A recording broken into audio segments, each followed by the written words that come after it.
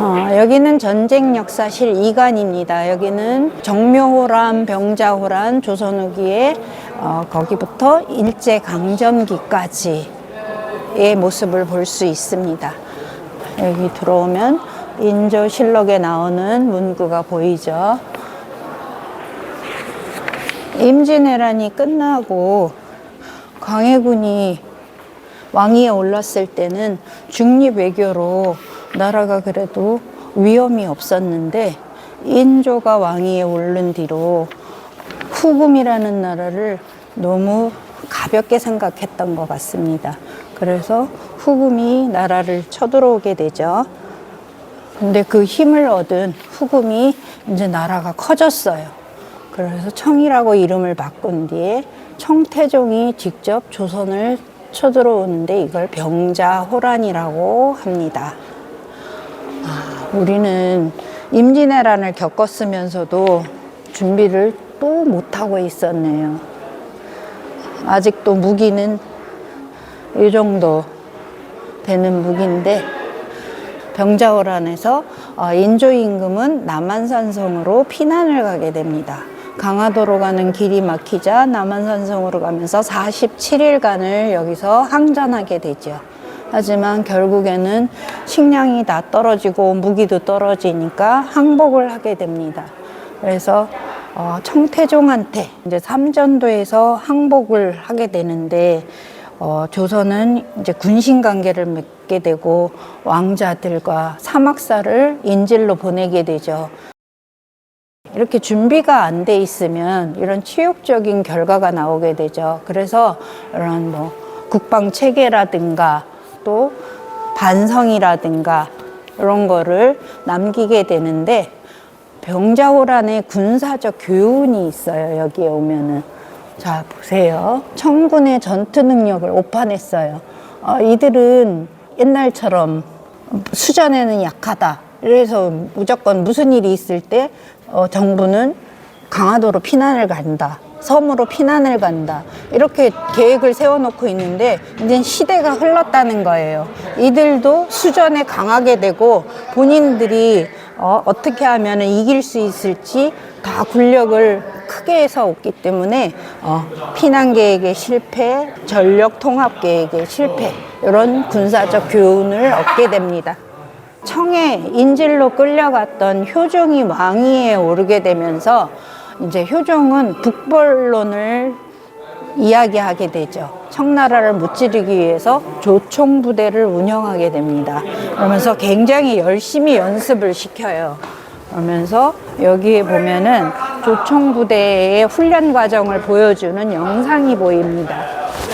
열심히 훈련을 시켜서 지금 보면은 별거 아니지만 그때로 보면은 굉장히 조직적으로 열심히 훈련이 잘 돼 있어요. 근데 이 훈련된 군사들을 청나라에서 보내달라고 요청을 하죠.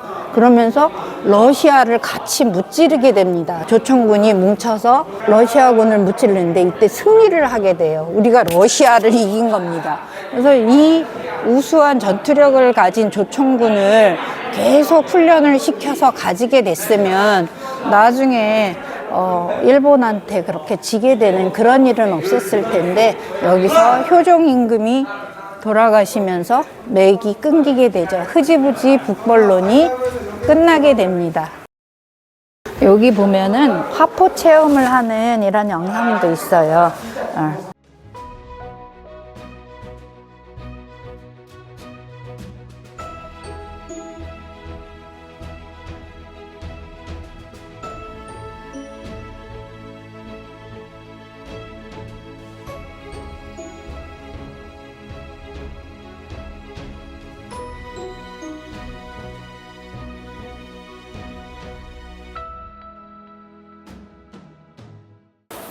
조선은 18세기 영정조 시대에 들어오면서 국력도 그렇고 문화도 그렇고 문화의 꽃을 피우게 되죠. 정조 임금님은 수원에다 수원화성을 세우면서 제2의 수도로서 본인이 은퇴하고 내려가서 살기 위해서 이렇게 수원화성을 아름답게 건축을 합니다.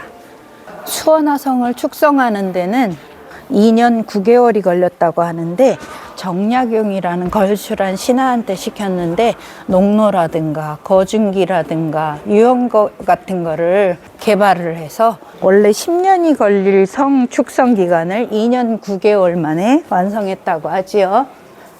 자, 이 영상은 정조 임금이 화성 능에 행차하는 능행도를 그린 그림인데요. 을묘년에 어머니의 환갑을 맞이해서 가서 환갑잔치도 하고 아버지 묘역도 돌아보고 그리고 자기의 위세를 좀 백성들한테 보여주기 위해서 행차했던 내용을 그림으로 남겼는데, 그걸 원행, 을묘, 정리, 의계라고 하죠. 영상이 상당히 아름답네요. 수원화성은 군사적 방어 기능과 상업적인 기능을 갖춘 그런 성인데요. 여기 남쪽에 보면은 봉돈이 있어요. 이 봉수의 역할에 대해서는 우리가 잘 알고 있지만, 이렇게 봉수의 불이 평상시에는 이렇게 하나가 올라갑니다. 그리고 저기 국경지대에 나타나면 불을 또 지펴야죠. 2개가 보이고 점점 저기 가까이 와요. 그러면은 3개의 불이 올라가게 되고, 저기 국경을 넘었어요.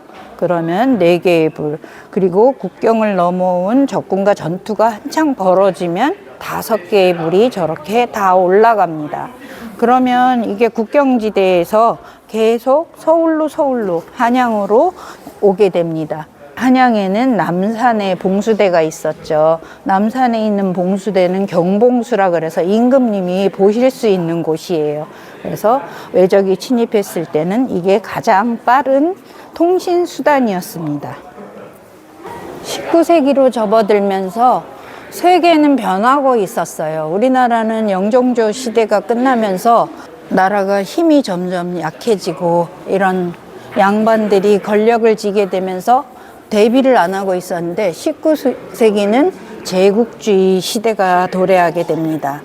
우리나라는 처음 시작한 대로 중국, 일본과는 전통적인 사대교린 관계를 유지하고 서양은 배척하는 외교 정책으로 일관하게 되면서 서양 사람들이 들어오면서 많은 곤란을 겪게 되죠. 여기는 이제 병인양요와 신미양요에 대해서 이야기를 합니다. 병인양요는 우리나라에서 천주교를 박해해요. 그래서 프랑스 선교사 또 신부들을 우리가 죽이게 되죠. 그래서 그 보복으로 프랑스군이 군대를 이끌고 쳐들어오게 되는데, 강화도 정족산성에서 우리가 그들을 상대로 잘 막아냅니다. 그런데 이때 프랑스군이 외교장각 도서를 비롯해서 여러 가지 보물들을 약탈해 가죠. 그 의궤가 임대 형식으로 이제 돌아왔죠. 그래서 우리가 보고 있기는 한데 완전히 돌려준 게 아니고 임대 형식입니다. 여기는 1871년 병인양요가 일어난 지 5년 뒤에 미군이 쳐들어와요. 미국군이 5년 전에 제너럴 셔먼호라는 상선을 끌고 온 그거를 우리가 외국군이 오면은 환영을 한 게 아니라 반대를 했기 때문에 평양에서 사건이 터졌어요. 그래서 그 상선을 침몰시킨 적이 있는데 그거를 물으려고 왔지만 이제 그들의 속셈은 강제로 조선의 문을 열겠다 그런 의도가 있었겠죠. 그래서 이때 강화도에서 열심히 어제연 장군을 비롯한 우리의 군사들이 싸움을 했는데 보면은 굉장히 슬프죠. 싸우다가 너무 용감하게 끝까지, 만약에 무기가 떨어지니까 총이나 이런 게 없을 때 돌이나 흙을 던져가면서까지 저항을 하니까 그냥 물러갔다고 하죠. 하면서 이 어제연 장군의 수작인데 장군기예요. 이거를 가지고 갔죠. 그래서 장군의 기도 우리가 임대 형식으로 돌려받게 됩니다. 이 싸움은 신미양요는 한국과 미군이 역사상 유일하게 싸운 그런 충돌한 사례이기도 합니다. 그러면서 결국 일본한테 강화도 조약을 맺게 되죠. 운요 사건이 있으면서 일본은 미국한테 문호를 개방하면서 그 방법, 배운 방법 그대로 배를 이끌고 우리나라에 와서 협박을 하게 되죠. 그래서 강화도에서 맺은 조약이 강화도 조약입니다. 자, 이 강화도 조약은 우리가 불평등 조약이라고 이야기를 하죠. 일본한테는 유리하고 우리한테는 불리한 그런 조약이기도 합니다. 우리의 백성들도 이제는 마냥 당하고만 있진 않습니다. 그래서 양반들이 수탈을 해가거나 하면은 이제 깨어나기 시작하는데, 그때 일어난 게 동학농민운동입니다.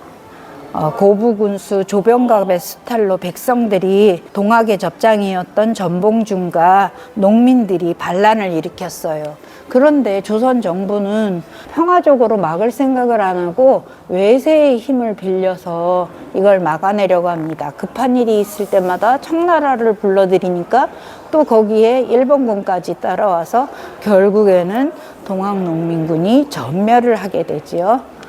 이 게틀링 기관총은 세계 최초의 기관총이면서 조선 민중의 세금으로 구입한 기관총인데, 그 총구는 조선 민중을 향하게 되죠. 우리나라는 아까 임진왜란 때도 그렇지만 나라에 어려운 일이 있을 때마다 의병이 들고 일어났죠. 명성황후의 시해 사건이 일어나고 단발령이 내려지자 양반들이 의병을 일으키게 됩니다. 이때의 의병을 을미의병이라고 하고, 또 이 이후에 고종 임금님은 나라의 힘을 키우겠다, 세계에 맞춰가겠다는 의도로 대한제국을 천명하게 됩니다. 의복이라든가 이런 의복도 다 서양식으로 이렇게 군복도 바꾸게 되고, 또 저렇게 배도 수입하게 되고, 군사훈련도 신식으로 이렇게 시키게 됩니다. 하지만 조선을 삼키겠다는 일본을 막을 수는 없었죠. 힘을 기른 일본이 러시아를 상대로 전쟁을 벌이게 됩니다. 러일 전쟁에서 승리를 한 일본은 을사늑약을 맺게 되고, 그래서 이때 일어난 의병이 을사의병 그리고 정미의병, 세 번의 의병을 일으키지만 나라는 점점 위기에 처하게 됩니다.